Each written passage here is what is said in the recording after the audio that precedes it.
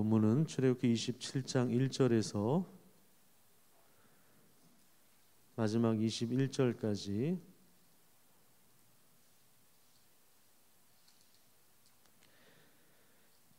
오늘은 이제 세 가지입니다.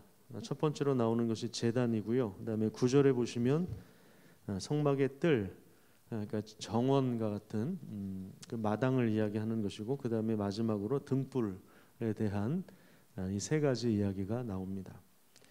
제가 읽겠습니다.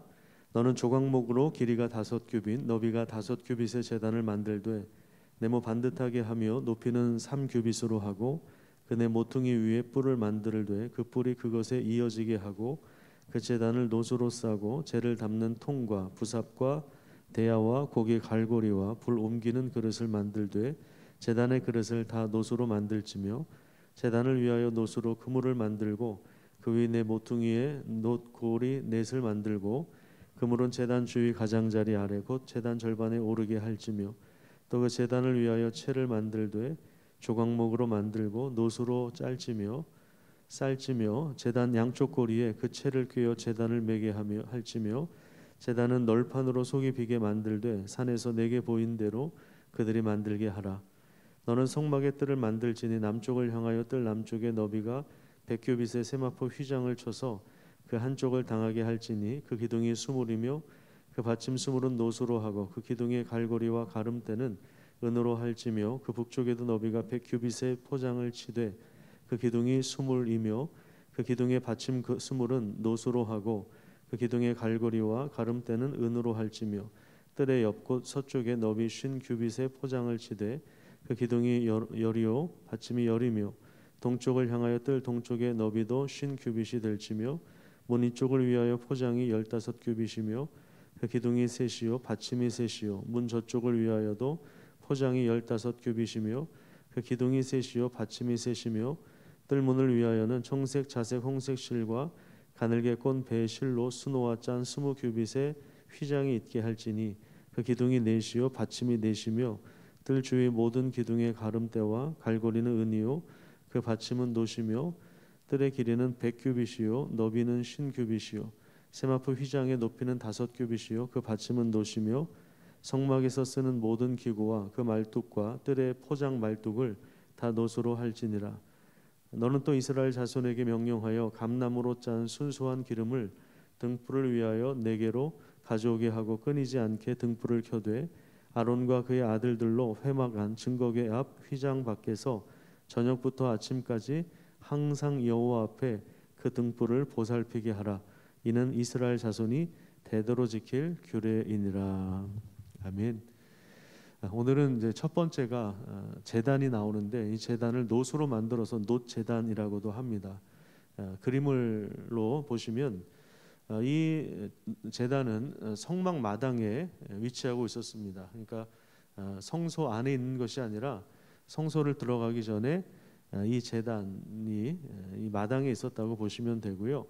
2절과 3절에 보면 이것을 이제 번제단이라고 하기도 하지만 노수로 만들었기 때문에 2절과 3절에 보면 놋을 표면에 입혔기 때문에 놋제단이라고도 합니다. 이것은 번제와 화목제를 드리기 위한 것입니다. 그래서 인간의 죄를 하나님 앞에서 씻음받기 위해서 죄 용서를 통해서 하나님과의 교제의 길이 열리는 그 용도로 이 제단을 만든 것입니다. 그 다음에 이제 두 번째로 성막뜰과 울타리인데요. 이것은 이제 9절부터 18절까지 나와 있습니다. 그래서 여기 그 성막의 전체적인 모습이 나와 있는데 왼쪽에 있는 부분들이 그 성소와 지성소 내부의 모습을 보여주고 그 다음에 방금 봤던 우리 제단, 놋제단이 오른쪽에 있죠. 마당 안에 놋제단이 있고요. 그리고 본문 9절에 보면 너는 성막의 뜰을 만들지니 해서 이것이 이제 우리 뜰이라고 하는 표현은 잘 안 쓰는데 이제 마당, 정원 이제 이렇게 이해를 하시면 될 것 같습니다. 크기는 동서로 약 한 50m 정도라고 보시면 되겠습니다. 용도는 성막을 에워싸서 외부와 이제 분리시키는 역할을 하고 있고요. 그래서 성막과 외부의 경계인 울타리를 통해서 하나님이 계신 곳이 거룩하게 구별되어야 한다는 것을 보여주고 있습니다. 근데 이제 이것을 자칫 잘못 생각하면 세상과 단절이 되는 것을 거룩이라고 우리가 생각하는데 그렇지 않습니다. 세상과 단절되어서 수도원이 되게 하는 그것이 하나님의 뜻이 아니라 오히려 우리가 가진 거룩함으로 세상을 섬겨서 세상을 거룩하게 하는 그런 역할이 우리에게 주어져 있는 것입니다. 그리고 이 그림에 보면 13절에 보시면 이제 동쪽을 향하여 이제 이렇게 나와 있죠. 동쪽. 다시 그림을 한번 좀 보여주십시오. 거기 보면 그 오른쪽에 거기가 이제 동쪽이에요. 맨 오른쪽이 동쪽인데 거기 문이 있는데 보이십니까? 거기 사람이 한 사람 서 있죠.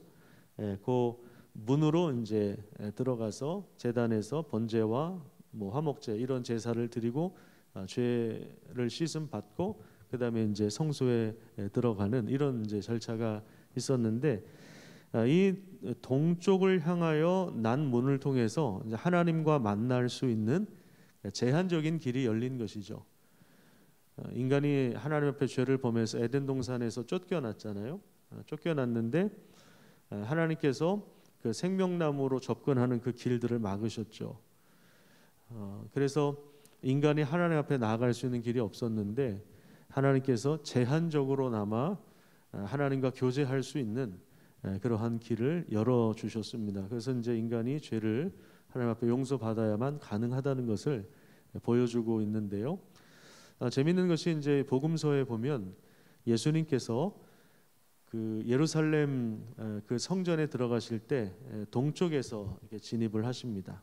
베다니 쪽에서 하룻밤 주무시고 동쪽에서 들어가세요. 굉장히 큰 의미가 있는 것입니다. 그래서 하나님께로 가는 그 길을 예수 그리스도께서 자신이 친히 제물이 되셔서 제사장은 제물을 가지고 하나님 앞에 나아갔는데 구약 시대 성도들은 그 제물을 가지고 하나님 앞에 나아가야 했는데 예수님은 자기가 직접 제물이 되셔서 하나님께로 나아갈 수 있는 제한적인 길이 아니라 아주 직접적인 확실한 그 길을 단번에 자신을 들여서 그 길을 열어놓으셨다. 그것이 이제 신약 성경으로 오면 복음서에서 주장하는 그러한 말씀입니다. 자, 그다음에 이제 마지막으로 20절과 21절에 보시면 등불에 대한 이야기가 나옵니다. 그래서 이 등불 그림은 준비를 못했는데요. 밤에도 꺼지지 않고 성소를 밝히는 그런 역할을 합니다. 그래서 20절을 보시면 끊이지 않게 등불을 켜라고 그렇게 이야기합니다. 그래서 요 등불은 제가 내일 다시 한번 좀 그림을 보여드리도록 하겠고요. 재료는 감나무로 짠 순수한 기름입니다. 이것은 이제 불순물이 완전히 제거되었다 이렇게 생각을 하시면 됩니다. 이 제사장은 등불이 꺼지지 않게 계속 관리를 했어야 하는데 이제 이것이 보여주는 바는 이제 하나님은 늘 깨어서 우리를 지켜주신다는 것입니다. 이스라엘의 등불은 꺼지지 않는다 이런 의미가 있습니다. 특별히 시편 121편 말씀 우리 같이 한번 읽도록 하겠습니다. 자, 시작. 내가 산을 향하여 눈을 들리라. 나의 도움이 어디서 올까? 나의 도움은 천지를 지으신 여호와에게서로다. 여호와께서 너를 실족하지 아니하게 하시며 너를 지키시는 이가 졸지 아니하시리로다. 이스라엘을 지키시는 이는 졸지도 아니하시고 주무시지도 아니하시리로다. 여호와는 너를 지키시는 이시라. 여호와께서 내 오른쪽에서 내 그늘이 되시나니 낮에 해가 너를 상하게 하지 아니하며 밤의 달도 너를 해치지 아니하리로다. 여호와께서 너를 지켜 모든 환난을 면하게 하시며 또 내 영혼을 지키시리로다. 여호와께서 너의 출입을 지금부터 영혼까지 지키시리로다. 아멘. 이것이 이제 이스라엘 백성들이 가지고 있는 확신이며 또 신앙이죠. 하나님은 졸지도 않고 주무시지도 않고 우리를 지켜주시는 분, 이스라엘 백성들의 등불이 되어 주셔서 늘 함께 하시는 그 하나님의 선한 그 역사를 보여주는 것, 이것이 이제 등불이다 이렇게 생각을 하시면 되겠고요. 이 등불의 모양은 제가 내일 사진으로 다시 한번 좀 보여드리도록 하겠습니다. 묵상 포인트 세 가지입니다. 첫 번째로 하나님은 우리와 교제하기를 원하신다는 것입니다. 우리를 하나님의 형상대로 만드신 이유가 바로 여기에 있죠. 인격적인 교제를 나누기를 원하십니다. 그래서 제한적으로라도 우리의 죄를 용서하시고 씻으시고 하나님께로 나아갈 수 있는 그런 길들을 열어놓으셨습니다. 그리고 두 번째는 하나님은 우리가 거룩함을 회복하고 세상을 변화시키기를 원하십니다.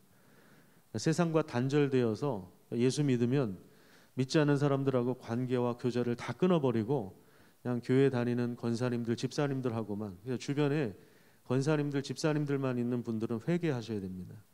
그건 올바른 거룩함이 아닙니다. 거룩은 세상 속에서의 거룩이어야지 신자들 안에서만 거룩은 그 별 의미가 없는 것입니다. 그죠? 소금이 소금통 안에만 있으면 그 무슨 소용이 있겠어요. 그죠? 소금은 음식에 들어가야 맛을 내는 거죠. 그죠? 세상의 소금이 되어야지. 소금통 안에 있는 소금. 그동안 사실 우리 한국 교회가 마치 소금통 안에 있는 소금과 같았습니다. 그럼 뭐 의미가 없는 거죠.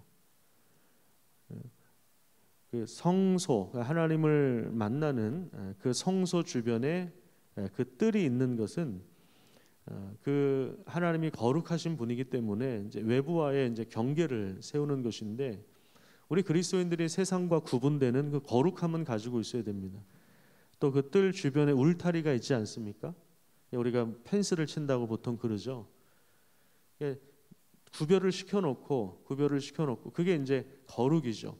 분명히 그 신자로서의 정체성은 가지고 있어야 됩니다. 제가 주일 오전에 설교했던 것처럼 새로운 그 신분, 하나님께서 우리를 부르셔서 새롭게 하신 그 변화된 신분에 대한 정체성을 분명히 가지고 있어야 됩니다. 이게 이제 거룩함이에요. 근데 이 거룩함을 가지고 소금통 안에 있어야 되는 것이 아니라 세상으로 나가야 되는 거예요. 그래서 세상을 거룩함으로 변화시키는, 이것이 바로 사실은 기독교가 말하는 온전한 신앙의 모습이라고 할 수 있습니다.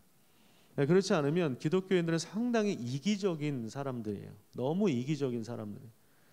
오징어 게임 이런 데 봐도요, 기독교인들은 너무 매력이 없어요. 매력이 없는 것 자체가 아니라 너무 이기적이야. 자기들만을 위하고. 이런 모습이 고스란히 나옵니다. 이게 전 세계적으로 지금 전 세계 인구가 거의 지금 이 드라마를 보고 있는데, 기독교인들의 모습이 너무 이기적이라고 하는 것이 뭐 이게 보여지는 거죠. 그냥 그렇게 거룩함으로 세상을 변화시키는 삶을 살아가시길 축복합니다. 세 번째는요, 하나님은 지속적으로 깨어서 우리를 돌보시고 지켜주시는 분이라는 사실들을 우리가 기억해야 됩니다. 오늘 새벽에 기도하실 때 여러 가지 문제를 안고 오신 분들도 있을 텐데, 눈을 들어서 하늘을 바라볼 때 나의 도움이 어디서 올까? 나의 도움이 어디서 올까? 늘 이 질문을 가지고 하나님 앞에 나아가서 우리를 지켜주시고 함께 하시는 그 은혜를 간구하시기를 축복합니다. 기도하겠습니다.